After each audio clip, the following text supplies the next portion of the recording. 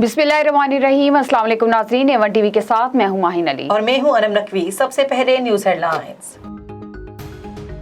रुकने कौमी assembly doctor Ahmad Liaquat Hussain इंतकाल कर गए। तबीयत नासाज होने पर निजी अस्पताल में मुंतकिल किया गया।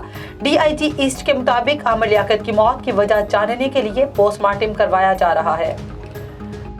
बिजली लोड शेडिंग से परेशान कराची वालों के लिए बुरी खबर। नेपरा ने कराची वालों के लिए बिजली ₹7.80 फी यूनिट महंगी करने की मंजूरी दे दी। नेपरा ने इजाफे की मंजूरी 2 मुख्तलिफ सामाही एडजस्टमेंट कीमत में दी। के इलेक्ट्रिक सार्फिन के लिए बिजली ₹1.41 फी यूनिट सस्ती करने की भी मंजूरी।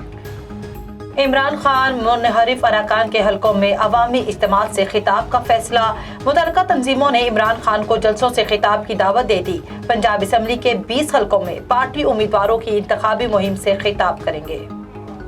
हेडलाइन से फिर वक्त इतना ही। मजीद अपडेट्स के लिए देखते रहिए A1 TV। A1 TV, सब पे नजर, अंदर की खबर।